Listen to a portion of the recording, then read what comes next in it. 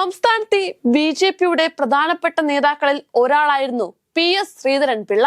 ദീർഘകാലത്തോളം സംസ്ഥാനത്തെ പാർട്ടിയെ നയിച്ച ശേഷമായിരുന്നു കുമ്മനം രാജശേഖരന്റെ പിന്നാലെ ശ്രീധരൻപിള്ളയും ഗോവയിലേക്ക് ഗവർണറായി വണ്ടി കയറിയത്. ഇപ്പോഴത്തെ ഒരു സുപ്രഭാതത്തിൽ ഒറ്റയടിക്ക് ഗവർണർ സ്ഥാനം അദ്ദേഹത്തിന് നഷ്ടമാവുകയും ചെയ്തിരിക്കുന്നു. പശുപതി അശോക് ഗജപതിയാണ് പുതിയ ഗവർണർ. രാഷ്ട്രപതി ഭവനിൽ നിന്നാണ് ഇത് സംബന്ധിച്ചുള്ള ഉത്തരവ് പുറപ്പെടുവിച്ചത്.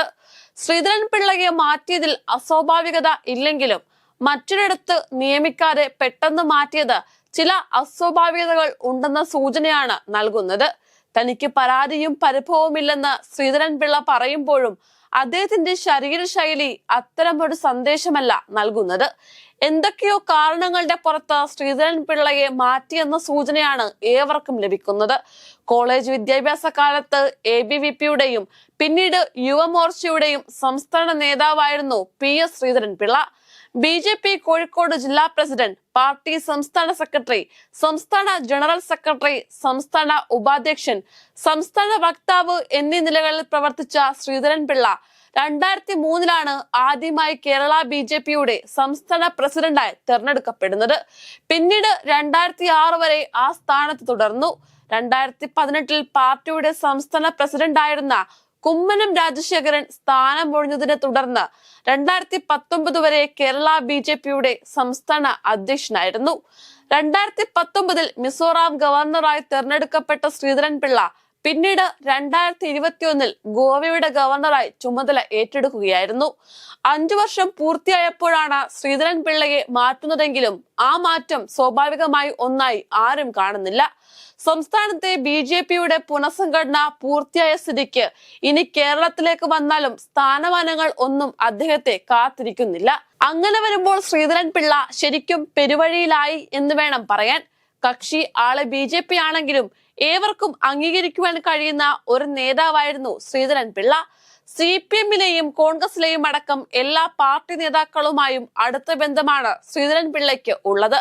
ഗവർണർ സ്ഥാനം നഷ്ടപ്പെട്ട് കേരളത്തിലേക്ക് തിരികെ എത്തുന്ന ശ്രീധരൻപിള്ള രാഷ്ട്രീയ ജീവിതത്തിലെ ഒരു സുപ്രധാന തീരുമാനം എടുക്കുമെന്നാണ് അറിയുന്നത്. മറ്റൊന്നുമല്ല, രാഷ്ട്രീയ ചുവടുമാറ്റത്തിന് ശ്രീധരൻപിള്ള ഒരുങ്ങുന്നു എന്നാണ് അറിയുന്നത്. CPM-ലേക്ക് ചേരുന്നതിനെ പറ്റിയുള്ള ആലോചനകൾ നടക്കുന്നുവെന്നാണ് സാമൂഹ്യ മാധ്യമങ്ങളിൽ ഉയരുന്ന ചർച്ച. അങ്ങനെ CPM-ൽ ചേരുന്ന ശ്രീധരൻപിള്ള ചെങ്ങന്നൂർ മണ്ഡലത്തിൽ നിന്നും LDF സ്ഥാനാർത്ഥിയായി ജനവിധി തേടുമെന്നും കേൾക്കുന്നു. നിലവിൽ മണ്ഡലത്തിൽ നിന്നുള്ള MLA മന്ത്രി കൂടിയായ സജി ചെറിയാനാണ്. വരുന്ന തെരഞ്ഞെടുപ്പിൽ സജി ചെറിയാന് സീറ്റ് നൽകുവാനുള്ള സാധ്യതകൾ കുറവാണ്. 2 തവണ പൂർത്തിയാക്കിയ ആൾ എന്ന നിലയിലും മണ്ഡലത്തിലുള്ള ജനങ്ങളുടെ വിരുദ്ധാഭിപ്രായവും സജി ചെറിയാന് സീറ്റ് നിഷേധിക്കുന്ന സാഹചര്യമുണ്ടാകും. അത്തരമൊരു സാഹചര്യത്തിൽ ചെങ്ങന്നൂരിൽ തങ്ങൾക്ക് ലഭിക്കാവുന്ന മികച്ച സ്ഥാനാർത്ഥിയായി ശ്രീധരൻപിള്ളയെ CPM കാണുകയാണ്. ചെങ്ങന്നൂർ നഗരസഭ, ചെങ്ങന്നൂർ താലൂക്കിലെ ആല, ബുധനൂർ, ചെറിയനാട്, മാന്നാർ, മുളക്കുഴ, പാണ്ടനാട്, പുലിയൂർ, തിരുവൻവണ്ടൂർ, വെൺമണി എന്നീ പഞ്ചായത്തുകളും മാവേലിക്കര താലൂക്കിൽ ഉൾപ്പെടുന്ന ചെന്നിത്തല, തൃപ്പെരുന്തുറ എന്നീ പഞ്ചായത്തുകളും ചേർന്നതാണ് ചെങ്ങന്നൂർ നിയമസഭാ മണ്ഡലം. ആകെ 16 തവണയാണ് ഇവിടെ നിയമസഭാ തെരഞ്ഞെടുപ്പുകൾ നടന്നിട്ടുള്ളത്. ഇതിൽ 10 തവണ UDFും 6 തവണ LDFുമാണ് വിജയിച്ചു വന്നിട്ടുള്ളത്. പി.എസ്. ശ്രീധരൻപിള്ള തന്നെ ബി.ജെ.പി സ്ഥാനാർത്ഥിയായി ജനവിധി തേടിയിട്ടുള്ള മണ്ഡലം കൂടിയാണ് ചെങ്ങന്നൂർ. അതുകൊണ്ട് തന്നെ മണ്ഡലത്തിലുടനീളം ഏറെ വ്യക്തിബന്ധങ്ങൾ ശ്രീധരൻപിള്ളയ്ക്കുണ്ട്. അതോടൊപ്പം തന്നെ ഹിന്ദു വിഭാഗം സ്വാധീനമായിട്ടുള്ള മണ്ഡലത്തിൽ ശ്രീധരൻപിള്ളയുടെ മത്സര സ്ഥാനാർത്ഥിത്വം ഇടതുപക്ഷത്തിന് വിജയ തുടർച്ച നൽകുമെന്നും CPM കണക്ക് കൂട്ടുന്നു. എന്നാൽ ശ്രീധരൻപിള്ള CPM-ലേക്ക് എന്ന വാർത്തയിൽ യാതൊരു പ്രതികരണവും നടത്തിയിട്ടില്ല. ബി.ജെ.പി വിട്ട് മറ്റൊരു പാർട്ടിയിൽ അദ്ദേഹം ചേരുന്നതിനുള്ള സാധ്യതകൾ തള്ളുകയാണ് ബി.ജെ.പി.